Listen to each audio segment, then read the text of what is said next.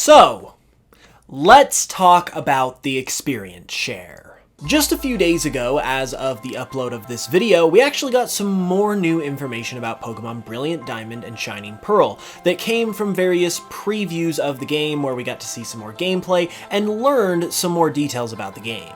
Now, I am a few days late to talking about this because I didn't think I was going to talk about this at all because all of the stuff we saw was pretty minute and minor, so I didn't really think it was worth a whole video. And then the internet happened. A couple of the things that were talked about in this preview drop was that the experience share is once again going to be on for all Pokemon all the time and you can't turn it off, and TMs are going to be just a one-time use type of thing as opposed to an infinite use type of thing, which they have been in newer games, so it's basically a lot more similar to the original Diamond and Pearl. And personally, myself, hence why I didn't plan on making a video about this, thought this was all pretty uneventful. I kinda thought, well, that's pretty expected and not really a big deal. I mean, cool to know, I guess, but doesn't really matter that much.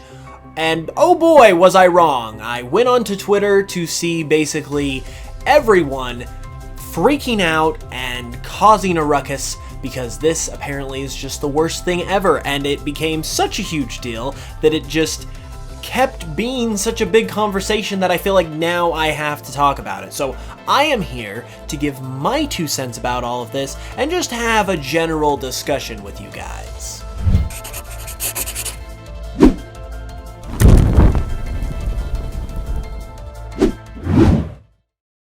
And since we're talking about Pokemon Brilliant Diamond and Shining Pearl, I am actually doing a giveaway for those games. If you go check out my Spotify and give some of my Pokemon remixes there a listen, for every 5,000 new listeners I get by the time the games come out, I'll be giving away another free copy. Last time I checked, we're giving away 2 copies. I would love to give away 3, maybe even 4, so be sure to check that out. It would be a lot of fun, and you might win a free copy of the games in the process. And it just also helps out the channel a ton, so it's really appreciated. But yeah, anyways, back to the topic at hand. I am not really here to try and take away anyone's right to their own opinion or say your opinion is wrong. I just kind of want to say how I feel and start a discourse because I didn't really think I would have to do this, and so now that I have to, I really want to get my own opinion out there. I actually briefly mentioned or summarized my opinion on Twitter, but basically, I don't really care about either of these things, and it doesn't affect my enjoyment of the games or how much fun I will have with them when they come out at all. Like I said, first of all, I wasn't really surprised at either of these things because first off, we've had the whole experience share being tied to the whole team basically in part since X and Y, and for the past couple games, it's been the same way it's going to be in this game where you just can't turn it off or do anything about it, and to me, it just really isn't a big deal because it's not a surprise, and also for other reasons that I'll get into in a second. And then with the whole TMs thing, once again, we're talking about TMs. This is a very minor detail in the game, and I've played plenty of Pokemon games where they went away after the first use of them, and it wasn't really that big of a deal then, so I mean, it's just not that big a deal to me now. That's not to say, though, that there isn't something to be said about the other side of the argument, because obviously people get upset about the experience share in particular because they think that, oh, if the experience share is always on for all of the Pokemon, it's going to make the games way easier because you're going to be leveling up your Pokemon a lot more, and then for the TMs, people like the convenience of being able to use a TM as many times as they want. So, I mean, there are good qualities that are sort of being taken away with these changes, but in my opinion, personally, and this is kind of my overarching opinion in general, I really don't think it's bad either way. I think both sides of both of these issues are perfectly valid and perfectly great in their own way. Because for instance, with the experience share, yeah, maybe if all of your Pokemon are leveling up and getting experience all the time, maybe it makes the game a little easier, but not in terms of the overall difficulty. It makes the game easier in the sense that you don't have to grind as much. And yeah, maybe grinding is part of the satisfaction. However, grinding is mostly just inconvenient. The only thing good that comes from grinding is the fact that you feel like once you're done grinding that you can move on to the next section. Like, no one would play a Pokemon game just for the grinding if that's what it was all about. But I also do recognize that it adds some value to the game too, so it kind of just depends on what you value more. Do you like the satisfaction of grinding, or do you like the convenience of just being able to go through the game at a nice even pace and not have to slog through leveling up your Pokemon every once in a while? I mean, either way, you've got a real tangible benefit. And with the TMs, it's kind of the same thing. Do you want to always have your TMs once you get them so you can use them on any Pokemon who can learn the move? Or do you want to only have a one-time use TM where if you use it, it's done, and you really got to think and be strategic about which Pokemon you use for this TM? It adds a lot more layering and depth and strategy to the game that's also really nice. So in this situation as well, you've got two different experiences, but one isn't really any worse than the other. They just offer different benefits. And now that I've kind of laid the groundwork for all of this, I'm going to give you guys my personal opinion on this. While I recognize in general that both sides to both of these arguments have their own tangible benefits, as we just discussed, therefore one isn't inherently better than the other, I am personally of the opinion that the whole experience share thing doesn't really matter. First off, there are plenty of other JRPGs where in every battle your whole party gains experience, so it's not like this is new or explicitly like something bad that Pokemon is doing. This is basically just the industry standard.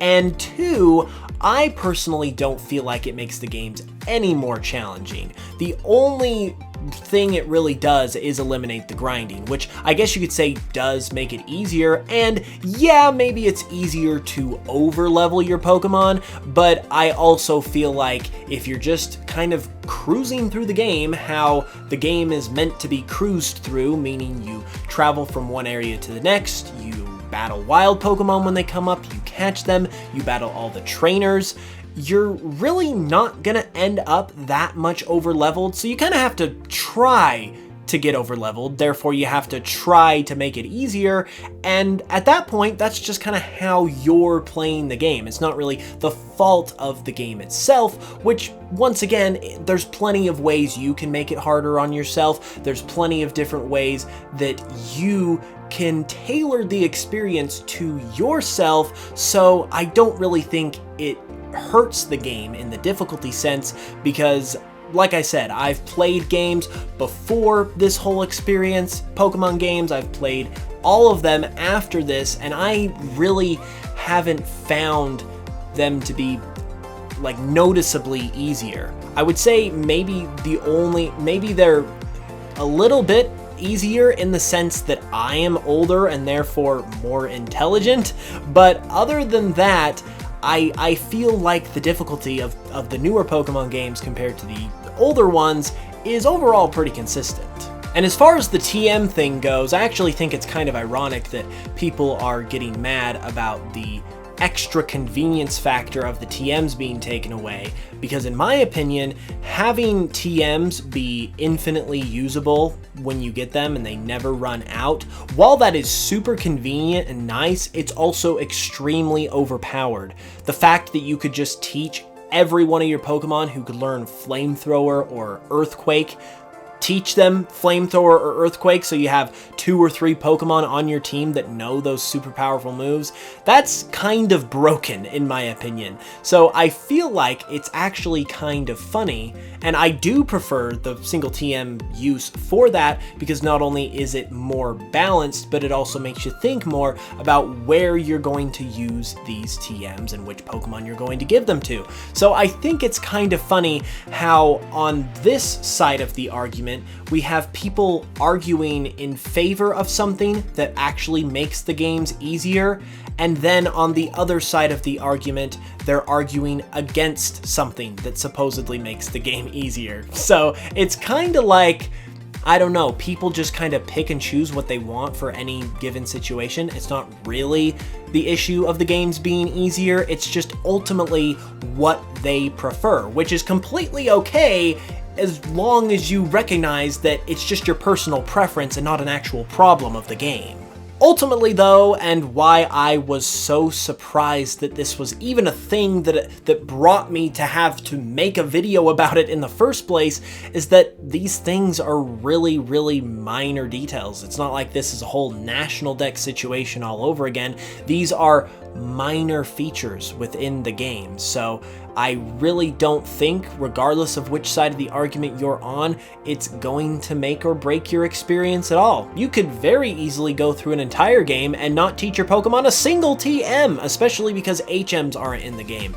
So I think if you're someone who is a little bit upset about either of these things, I would say maybe at least still give the games a chance. If you play them and you still don't like them, then more power to you to just kind of be done with them and leave it at that. But you'll never really know if how you feel is actually like how you feel until you give the game a shot. So if you're on the fence, I would still say go for it, try it out, see how you really feel about it, because I think more likely than not you'll still end up enjoying the game. And this is coming from someone who is not really a fan of the whole chibi art style. I still feel like I'm gonna have a really good time with this game, even though it's not necessarily how I want it to look, because there are a lot of good things that are still being like upgraded and improved from the original, which was also talked about in this preview drop gameplay thing that happened.